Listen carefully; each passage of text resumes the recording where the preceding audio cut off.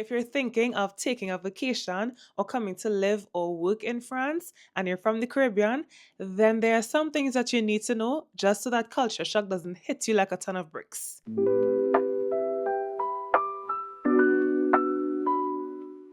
First of all, French people will touch food with the same hand that they touch money. You see that French baguette, that warm and fresh bread straight out of the oven that you can't wait to try? Yeah, don't expect that when you hand one person money that there will be somebody else to take the bread out for you. You will hand them the money and they will literally just put it down and use the same hand without putting gloves on or even a tongs or something, and they will just get that bread out and hand it to you like it's nothing.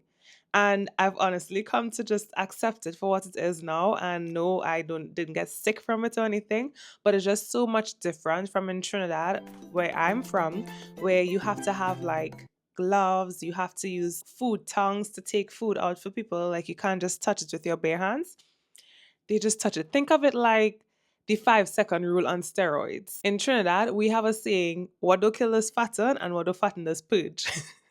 So just expect that either you'll get purged or nothing will happen. More than likely, nothing will happen. But don't say I didn't warn you. Just don't twist up your face when you see them do it or ask them about it. Here, it's normal. Number two, Paris could go from posh to projects real quick. The Eiffel Tower is really cool, but it could get really ghetto really quickly. There are beautiful places to see in Paris. A lot of places that we see in magazines and on the internet. It's gorgeous. The Eiffel Tower itself is a magnificent structure. But right around the Eiffel Tower, in some areas, are littered with rubbish. Some streets are just dirty. And it's just me letting you know in advance because I think media portrays a lot of the beautiful sides of the city, but it's also kind of gross to be honest. Speaking of Paris, there are signs that says beware of pickpocketers, and the signs are there for a reason. I can tell you all from personal experience. There was one year that I went to the Eiffel Tower on New Year's Eve thinking that it would be this most magical experience, and when I saw the Eiffel Tower and saw it sparkling at night, it was magical. It was beautiful to welcome in the new year in such a dynamic atmosphere. However, comma, I also lost my wallet. My purse was pickpocketed out of my jacket, and it was very frustrating. I only noticed when I hopped in a taxi to get back to my destination and reached for my wallet to pay the taxi driver, only to realize there was no wallet. Not only did I lose money, but I also lost cards, I lost my ID, and it was just a frustrating experience altogether that kind of tainted the night itself. The crazy thing about it is that I didn't feel a thing. Like, I had no idea when it happened. I just knew that there were a lot of people around me at the time, and at some point, it was just gone. On a brighter note, when I think about getting to the Eiffel Tower, I think about the transportation I took to get there. And one thing that is very nice to see in France in general is that their transportation system, their public transportation system, is actually very effective and very reliable. So they have the metro system that works throughout Paris where you can easily hop on for like €2, 250, something like that, and get to your destination. And it's really nice because you don't have to take a car, you don't have to like fight up with trying to park your car because that could be very stressful. Driving in Paris in itself is actually very challenging and very stressful. I did it once, don't want to do it again. I take public transportation all the time. So don't be too bougie to take public transportation. It will actually save you a lot of stress. I actually also use the bus a lot in the city that I live in, and it gets me to and from my destination very easily. There's one like every 15 minutes, and it runs up to like 1 o'clock in the morning. For the most part, or at least based on my experience, it has been very safe and, like I said, very effective. So I saw this video once of Trevor Noah with one of his standard comedy skits, and he was talking about his experience in having gone to France and shopping, and the sales clerk just giving unsolicited opinion and telling him what looked good and what didn't, and it was just, interesting. He did not lie. Let me tell you, I myself experienced unsolicited opinions given by sales clerks in retail stores. So there was this one time I went into a sports clothing store and they had sale. and there was this really nice sweater. It was a huge sweater, but it was in a color that I really loved, and it was on discount. So I was thinking of getting it for like this cool girl oversized look, right? So I'm looking at this sweater, and it's literally the only one left. And the sales clerk comes up to me and he's like, "Yeah, that's gonna be too big." And I'm like, first of all, I know, like, I know what my size is. Secondly, too big is actually the fit that I was going for.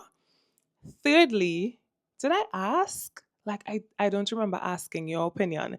I was thinking to myself, like, they clearly don't work on commission, because if you're deterring me, you have no idea if I'm going to buy this sweater for myself or somebody else. And your opinion is actually deterring me from making the purchase. So it just goes to tell me that you don't care whether or not I buy this jacket. So I'm thinking, more than likely, you don't work on commission, clearly.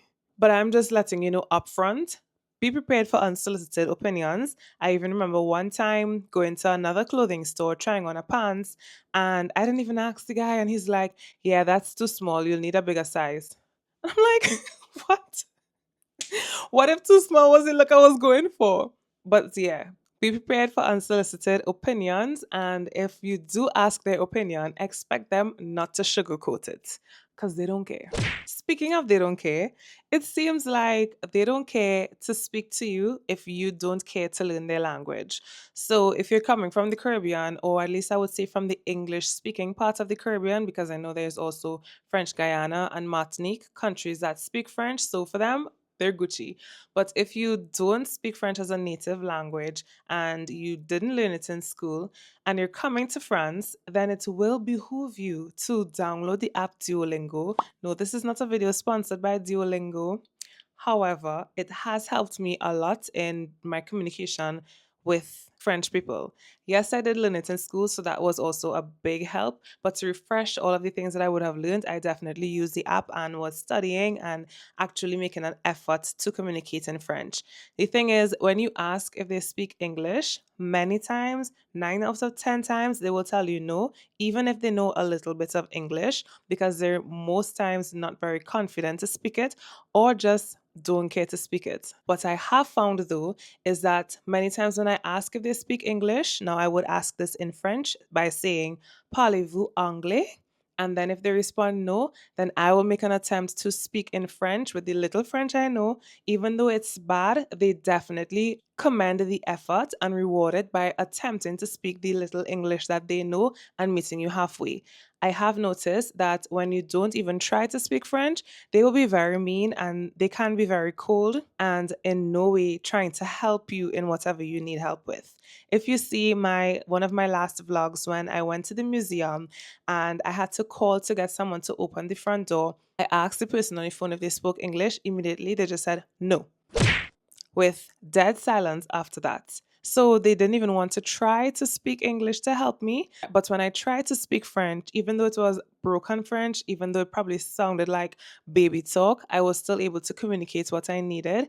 And they definitely helped me out, and you can see them visibly soften when you make an attempt. So I will highly recommend learning a few words, a few phrases if you are coming to vacation here. And if you're coming to live here or work here, learn the people language. All in all, I think France is a wonderful country. Despite the fact that, there are some things that are a little different, a little strange, that is just, understanding that we all have different cultures and different ways and mannerisms of doing certain things. I think it's important to be open minded and to embrace the way people are instead of being standoffish or condescending or just mean about things that may be different to how you operate. All in all, if you are getting to travel, I wish you safe traveling journey. I hope you have a wonderful experience here in France. Let me know in the comment section which city you'll be visiting soon or which city you did visit recently, even which city you would like to visit if you're thinking about it. That brings me to the end of today's video. Let me know if you all want a part 2 on this, but thank you so much for watching. I'll see you in the next video, God willing, and until then, be strong, take off.